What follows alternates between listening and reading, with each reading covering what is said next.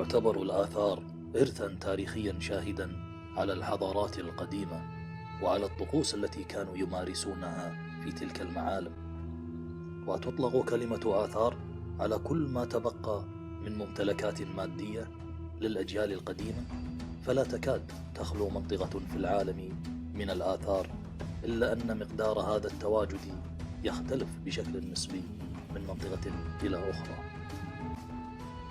وتحتل الآثار مكانة عظيمة، فهي أولا وقبل كل شيء تعتبر الدليل المادي على وجود الشعب وأحقيته بأرضه التي يقيم عليها. ولولا الآثار العربية الإسلامية والمسيحية في فلسطين لبدأ العرب والمسلمون أنفسهم يشكون في أن فلسطين كانت لهم.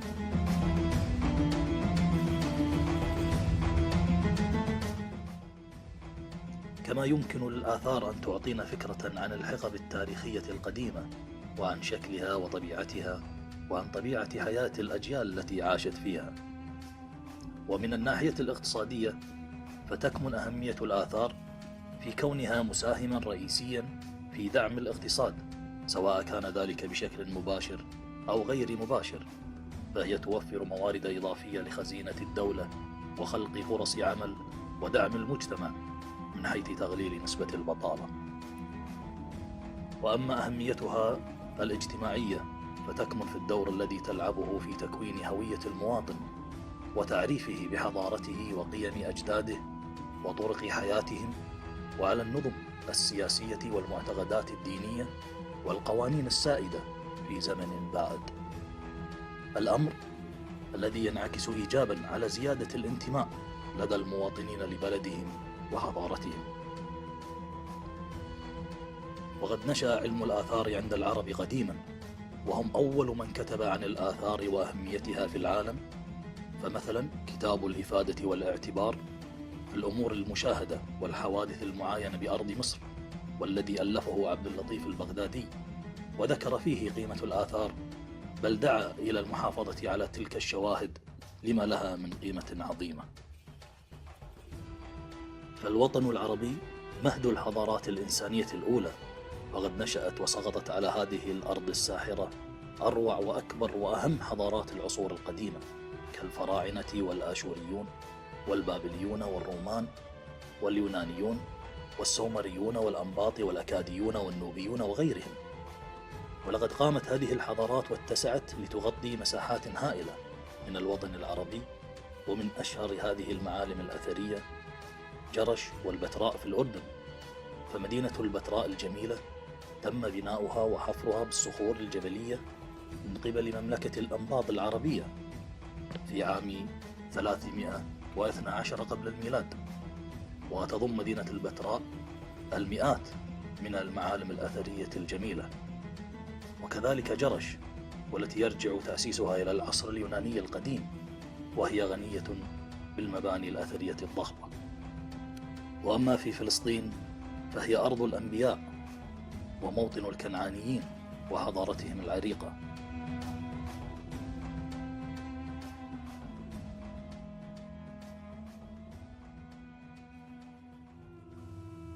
وأما في تونس فمدينة قرطاج الأثرية، والتي تعتبر أبرز وأهم موقع للآثار الفينيقية العربية، فهي تقع في شمال تونس على شاطئ البحر الأبيض المتوسط، وتم بناؤها في عهد الأميرة الفينيقية عليسة عام 814 قبل الميلاد.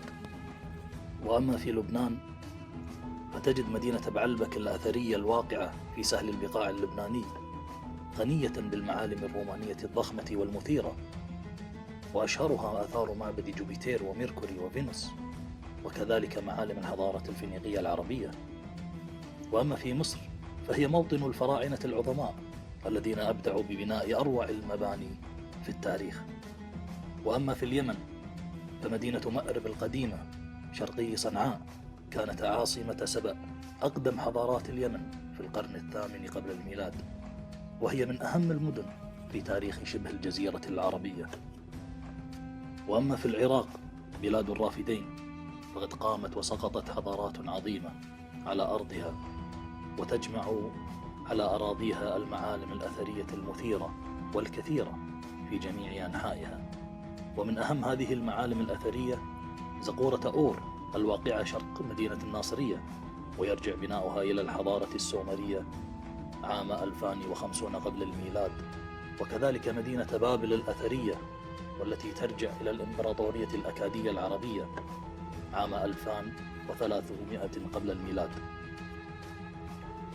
وتجد قلعة أربيل في مدينة أربيل العراقية التي تنسب نشأتها إلى الآشوريين العرب. وأما في السودان فمدينة مروي الأثرية تقع في صحراء السودان على الضفة الشرقية لنهر النيل، وهي عاصمة مملكة كوش النوبية التي تعود إلى القرن الثالث قبل الميلاد. وتشمل هذه المدينة الأثرية الصحراوية أهرامات مروي المدهشة، وكذلك الحال في الصومال وحضارته الممتدة إلى آلاف السنين. وأما في سوريا فتجد مدينة تدمر إحدى أهم المدن التاريخية في العالم، عاصمة مملكة تدمر العربية العظيمة التي غادتها الملكة زنوبيا. فإن التاريخ يذكر نشأة هذه المدينة ومبانيها الأثرية إلى عام 1800 قبل الميلاد. وكذلك الحال في ليبيا وحضاراتها العظيمة، وفي المغرب والجزائر وموريتانيا، وكيف يشع نور الحضارة العربية والإنسانية منها إلى العالم. وفي الجزيرة العربية عقر دار العروبة والإسلام تجد آثار الأنباط وممالك لحيان ودادان ومدائن صالح في السعودية. وفي الكويت حضارة العبيد وامتداد الحضارة الأكدية في كاظمة الجهراء. وفي فيلك منطقة الإسكندر الأكبر، وكذلك عراقة حضارة دلمن في البحرين. وفي قطر كذلك منطقة الزبارة المليئة في التاريخ. وفي العين وأبو ظبي في الإمارات مكتشفات قيمة. وفي عمان موطن اللبان تجد حضارة العرب القدماء متمثلة في شواهد سمهرم وتاريخ الأنبياء.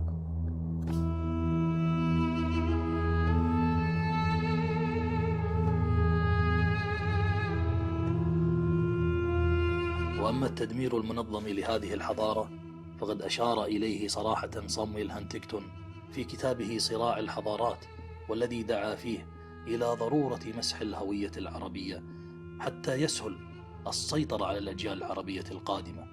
ونجد أن محاولات التدمير لحضارة العرب بدأت مع مجيء المستشرقين المنقبين عن الآثار، وقد جاء هؤلاء بأذهان توراتية أرادوا أن يثبتوا أن حدود إسرائيل من الفرات إلى النيل، لكنهم فشلوا في إثبات أي من حقائق التوراة التي يسلمون بوجودها.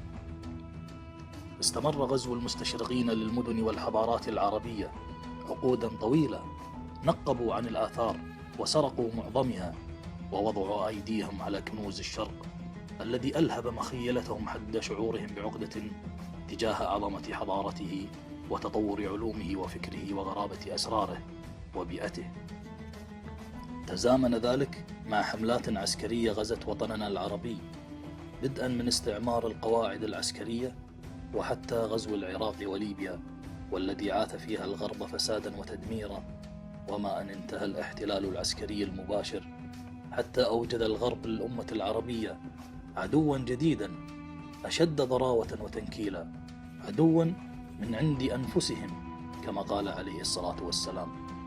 ونجد ذلك من خلال كتاب قصة الحضارة لويل ديورانت، والذي ذكر فيه أنه لا يمكن احتلال حضارة عظيمة من قبل قوة خارجية إذا لم تدمر نفسها من الداخل. لذا كان على الغرب أن يفكر بوسيلة ما للتمهيد لعملية الهدم الداخلي لحضارتنا العظيمة والتي سحرته على مدى قرون، فأسس ودعم الجماعات التخريبية والطائفية العدو من عند أنفسنا لكي تقوم بمهمة خبيثة ظاهرها الرحمة والجهاد وباطنها التدمير والعذاب. وما يحدث اليوم في اليمن والعراق وسوريا وليبيا ومصر من تخريب للآثار وسرقتها الممنهجة على يد تلك التنظيمات والجماعات التخريبية لخير دليل على حجم هذا الاستهداف. ولكن كيف لنا أن نحمي آثارنا الثمينة؟ إن توحيد الصف واجب علينا في مواجهة الحرب الحضارية التي يشنها الغرب على أمتنا اليوم.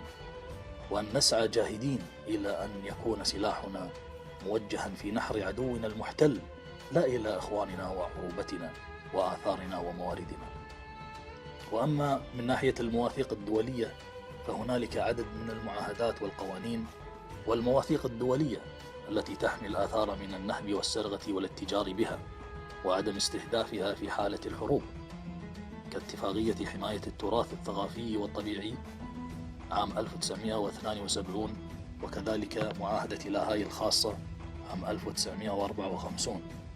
وقد تبنت منظمة اليونسكو معاهدة لاهاي الخاصة بحماية الممتلكات الثقافية أثناء الحرب، والتي جاء في هذه الاتفاقية